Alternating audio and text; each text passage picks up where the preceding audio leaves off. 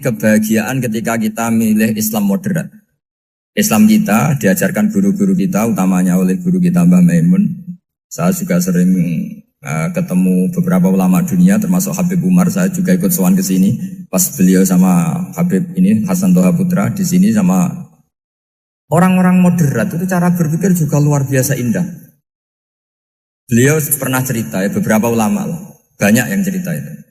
Saya pernah diceritani seorang alim, ketika ada orang ekstremis itu mau ngebom di tempat maksiat. Kebetulan yang maksiat itu kebanyakan ya orang Islam, karena di negara yang mayoritas Islam. Ditanya sama Syekh Sa'rawi. Syekh Sa'rawi itu mufassir top di mana? Mesir. Ini mau tak habisin karena mereka orang Islam kok maksiat terus. Terus ditanya sama Imam Sa'rawi, laumatu ala khini ma'asihim aina masiruhum. Kalau mereka mati dalam keadaan maksiat, mereka kemana? Ya ilanar, mereka pasti masuk neraka. Terus ditanya sama Imam Sa'rawi, wahal masiruhum ilanar muradun nabi amlan. Punya umat maksiat kemudian mati masuk neraka, itu yang diinginkan Nabi apa enggak? Ya tidak aja. Ya sudah, enggak usah dibom, ditunggu tobatnya kata-kata. Karena kalau mati dalam keadaan itu ke neraka dan itu tidak yang diinginkan Rasulullah Sallallahu Alaihi Wasallam. Terus ekstremis ini menjadi tobat, tidak berpikir ekstremis Mas. Jadi orang itu harus berpikir mindset yang baik. Meskipun kadang berpikir baik itu ya agak-agak kacau. Ada seorang wali majdub itu kalau berdoa agak kacau, tapi nggak bisa dibantah. Masyhur itu doa itu. Ini sekaligus ijazah, tapi kalau sebelum wali nggak boleh. Itu datang ke makamnya Rasulullah SAW. Terus doanya itu begini. Ya Allah, sekarang terserah engkau. Ya Allah, sekarang terserah engkau. Jika saya kamu jadikan orang soleh, jika saya engkau jadikan orang soleh, maka surra habibuk, maka kekasihmu ini senang. Yang susah musuhmu yaitu setan. Tapi kalau engkau menjadikan saya orang fasik, maka yang susah kekasihmu, yang senang musuhmu. Jangan punya dua pilihan itu. Wah itu kan doa tapi kayak teror itu.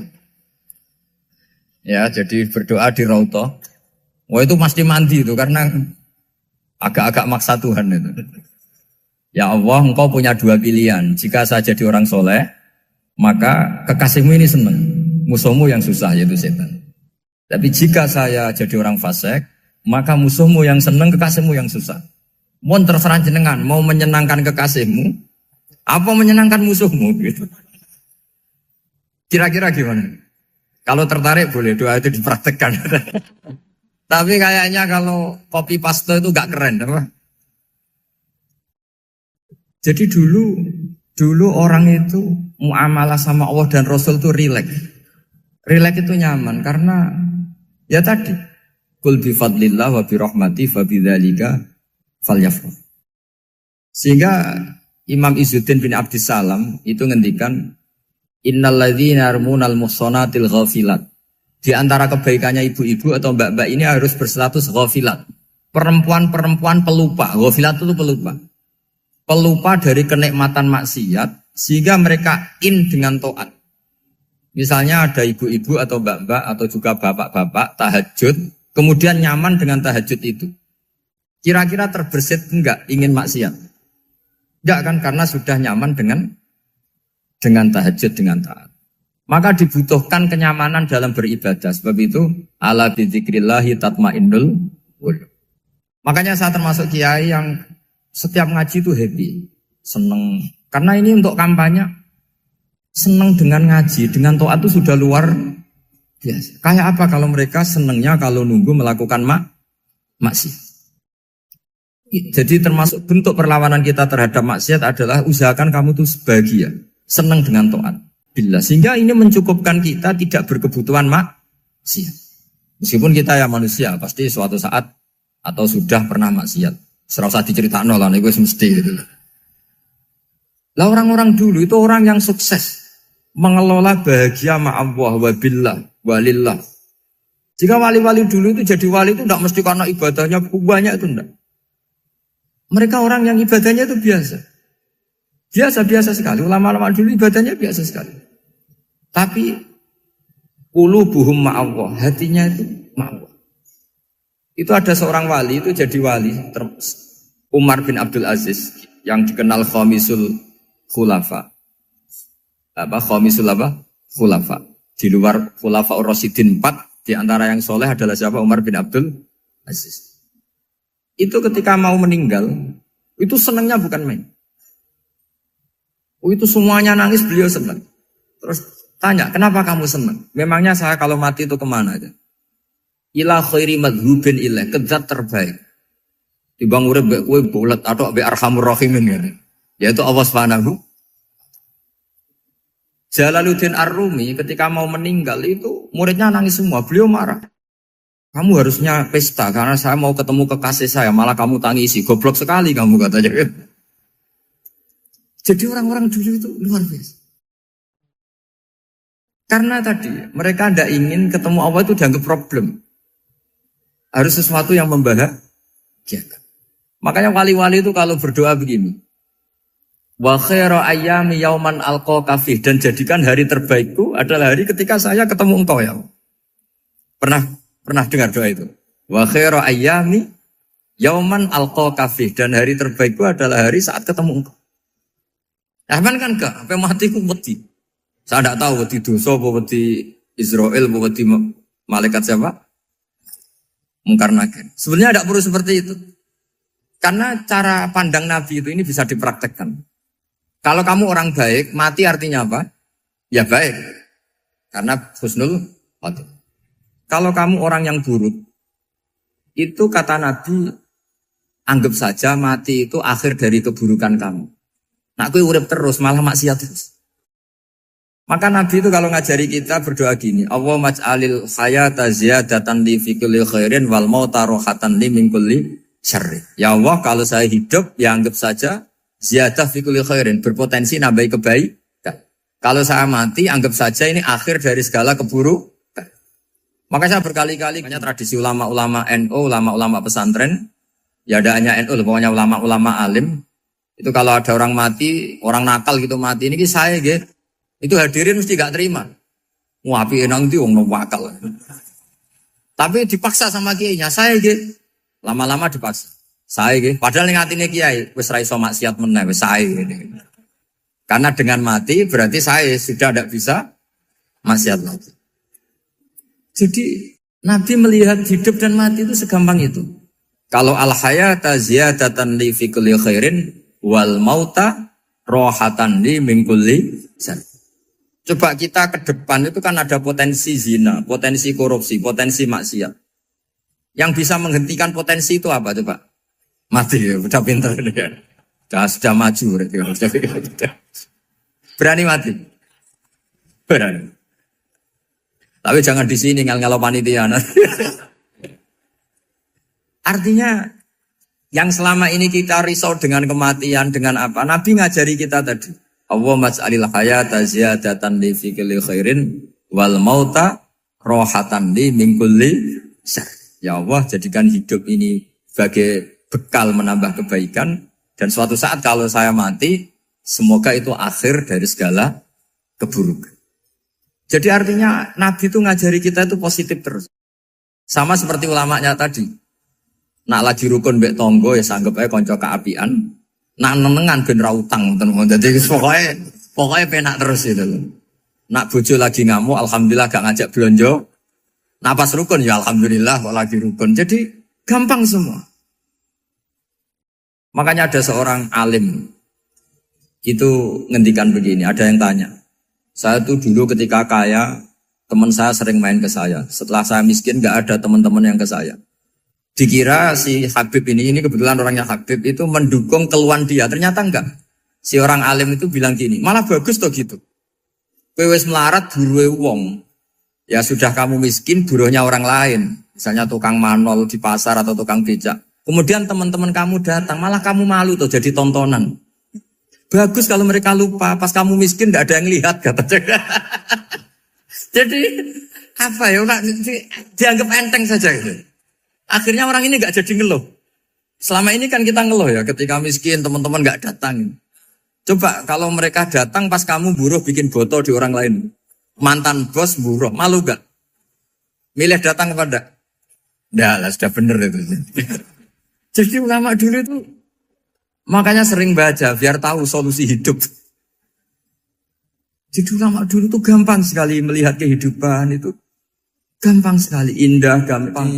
Kebahagiaan ini pula yang harus kita latih dalam melakukan ketaatan. Tapi memang obsesi saya terbesar atau cita-cita saya terbesar memang setiap ngaji saya ingin orang mukmin semuanya itu bahagia. Dengan bahagia itu mereka tidak neko-neko ingin mencari kebahagiaan lewat jalur apa maksiat. Sehingga dalam konstitusi ulama yang ditulis di kitab-kitab usul fikih, dan itu kitab yang saya kaji, selalu saya kaji, itu membela-bela sesuatu yang mubah itu sampai luar biasa.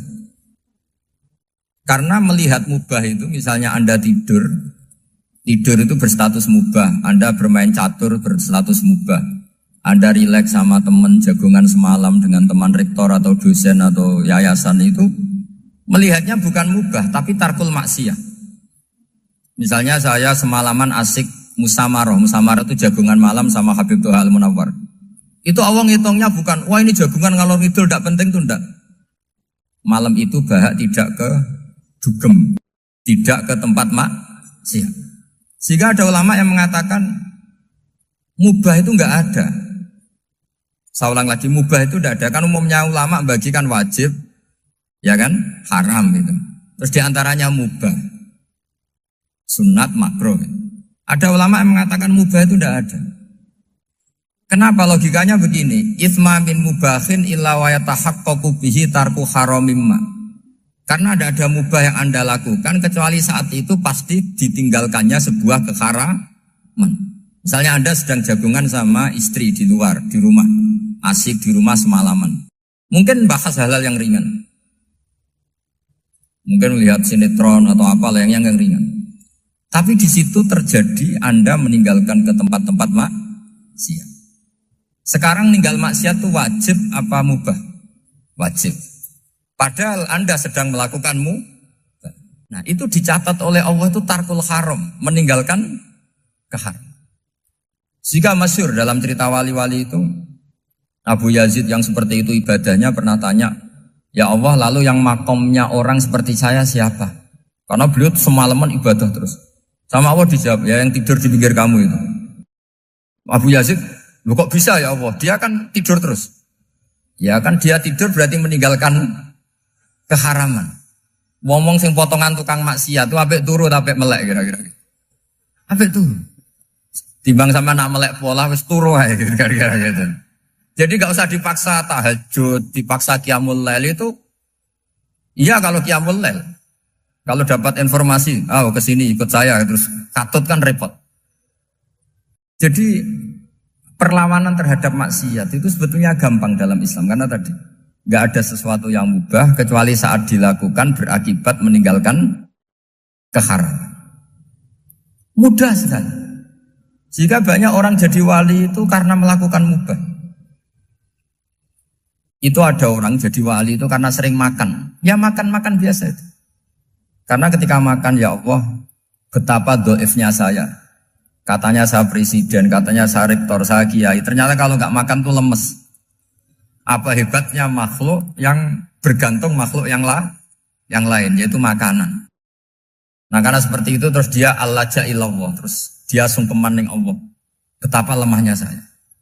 Sebab itu ketika Quran mengkritik dengan tanda kutip kemungkinan Tuhannya Isa bin Maryam, itu ngeritiknya sederhana Quran itu.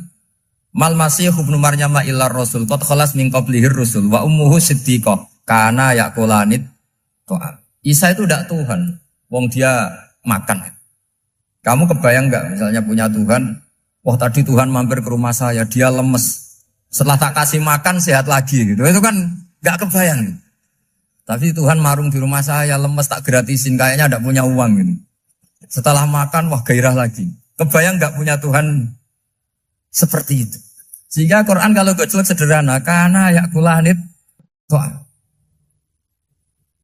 Sehingga wali-wali itu kalau makan itu sadar lemahnya dirinya, betapa dirinya tergantung makanan. Sesuatu yang tergantung itu artinya tidak hebat, tidak Tuhan. Jadi untuk menjadi wali, untuk menjadi dapat ridhonya Allah itu sebenarnya sederhana. Termasuk ada cara jadi wali yang agak kacau, tapi ini ya benar, asal niatnya benar. Misalnya Unisula besar, ya kurang besar lagi. Kita sudah punya uang, kurang banyak uang lagi.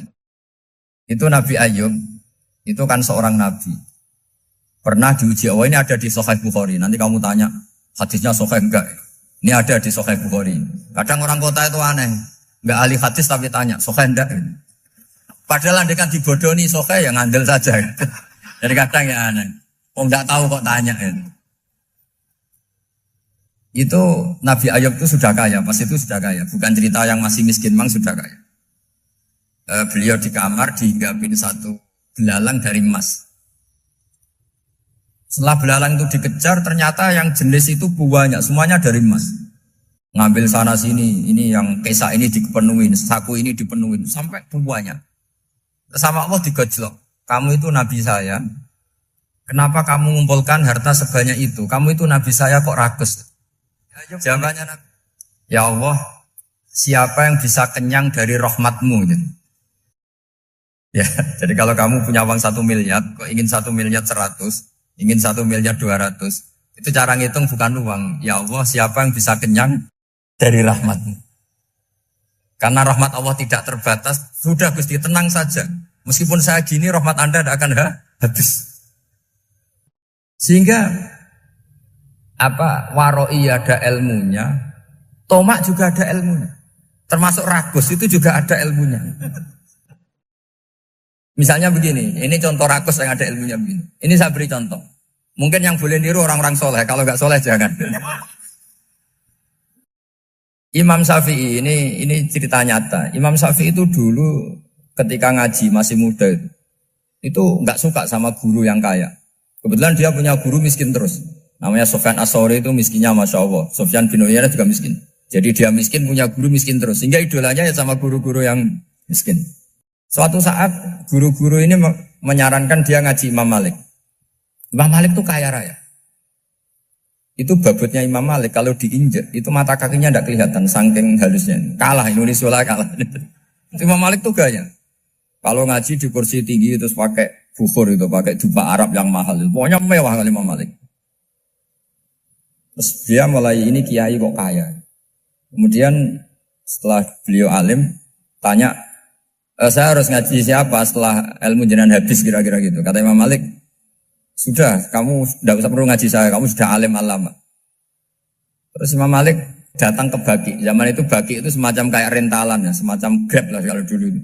Mana kafilah yang mau ke Irak? Ya sudah terus, oh kita mau ke Irak. Ini antar ke Muhammad bin Hasan As-Syaibani. Itu dibiayai sama Imam Malik. Grabnya ya dibayarin, itu kafilahnya itu ya dibayarin. Imam Syafi'i disangoni surrotan min dhahabin. Jadi satu kepes uang dikasihkan. Itu pernah tak hitung semurah-murahnya itu sekitar 60 juta. Imam Syafi'i mulai mikir, kiai yang saya kritik lomo, sing kiai miskin tak puji, gak pernah ngamal kan, tentu orang miskin. Setelah datang ke Muhammad bin Hasan As-Syaibani, beliau itu pakar usul fikih, muridnya Abu Hanifah. Beliau al-usuli, pakar usul fikih. Itu Muhammad bin Hasan As-Syaibani itu kalau ngitung emas, itu di ruang tamu. Uangnya miliaran, emasnya banyak. Dari kota ini dipindah ke kota ini. Emas kalau ngitung di ruang tamu. Bukan di kamar, di ruang tamu. Imam Syafi'i tambah kaget. Imam Malik kayak gitu sudah soal malah ini kaya raya. Setelah Imam Syafi'i kelihatan kaget, digojlok sama Muhammad bin Hasan As-Syaibani karena beliau senior. Atajabu min hadza, kamu aneh melihat ini? Iya. Kenapa? Ulama kok kaya raya. Terus kata Muhammad bin Hasan, ya sudah, uang ini tak kasihkan orang-orang fasik, binti gue demenan, gue nyabu, gue macam-macam. Oh jangan, nanti dipakai maksiat. Pun jenengan mawon sing sugih. Semenjak itu Imam Syafi'i rubah mindset. Jadi kalau kampus ini ingin akreditasi A, ingin mulia, ingin apa, kamu ridho kalau yang punya prestasi seperti itu adalah orang-orang fasik. Ridho enggak? Enggak kan? Maka didoakan ini. Nah itu namanya berpikir secara usuli. Kamu jangan hanya nuruti karena berpikir waroi terus kamu benci kekayaan. Tidak bisa seperti itu. Karena pangkat dan kekayaan ketika dikelola secara kesolehan maka akan menjadi energi positif yang luar biasa. Semenjak itu Muhammad Dan Hasan Asy'ibani berhasil mendidik Imam Syafi'i. Sampai akhirnya keterusan, Imam Syafi'i berpendapat kalau orang Islam bisa bikin rumah tingkat, kok punya rumah reot, itu haram. Akhirnya keterusan. Kalau bisa jadi bupati, kok jadi ketua RT juga haram. Karena al-Islam ya'lu wala yu'la alaih. Islam itu luhur bukan bisa diluhurin. Sehingga rata-rata orang Syafi'iyah termasuk kiai-kiai Indonesia itu rata-rata ya agak-agak politikus. Ya agak-agak kedonyan, mungkin sebagian kedonyan tenan gitu. Karena gak ridho gitu loh. Kalau kesempatan itu dikuasai orang fasik kemudian menjadi kekuatan maksi. Coba kalau bupati itu orang yang fasik. Kemudian programnya supaya rakyat seneng semalaman dangdutan yang purno misalnya. Supaya rakyat seneng dibolehkan dugem, dibolehkan judi. Tapi kalau yang jabat orang soleh kan ada beberapa perda yang menolak penyakit apa? Masyarakat. Jadi kamu jangan melihat bahwa kepangkatan ini hanya sebagai alat korupsi, alat otoriter. Enggak. Asal kena orang soleh, maka ini menjadi energi kesolehan atau energi positif. Sebab itu ketika Allah muji para nabi yang soleh, diantaranya disifati apa? Faqad ataina ala Ibrahim al-kitab wal hikmata, terusannya wa atainahum mulkan azim. Dan Nabi Ibrahim dan keluarganya tak kasih kerajaan yang besar. Nah sekarang masih banyak orang yang cara pandang ngapain bikin Unisula yang megah, ngapain berambisi punya akreditasi A dan sebagainya. Menyoal seperti itu salah secara usul fikih. Karena secara usul fikih kesempatan yang baik tentu harus diperjuangkan oleh orang-orang yang soleh. Karena ini supaya jadi otoritas yang positif. Itu dulu ada latihannya. Jadi orang dulu itu gampang sekali ketika milih miskin ditanya, kenapa miskin? Saya ingin hisab saya ringan. Tapi ketika mereka kaya, yang soleh, supaya harta ini tidak dipakai orang yang nanti dipakai maksiat. Kita misalnya orang soleh mau pangkat, karena kita ada ridho, kepangkatan itu dipegang orang maksiat, kemudian menjadi energi maksiat. Begitu juga seterusnya. Maka ulama dulu itu rileks. Sampai Senawawi Al-Bantani itu nanti bisa dicek di tafsir. Qul hal yastawil ladzina ya'lamuna wal ladzina la ya'lamun. Beliau muji-muji ulama. Kemudian ada seorang yang agak hasud mungkin.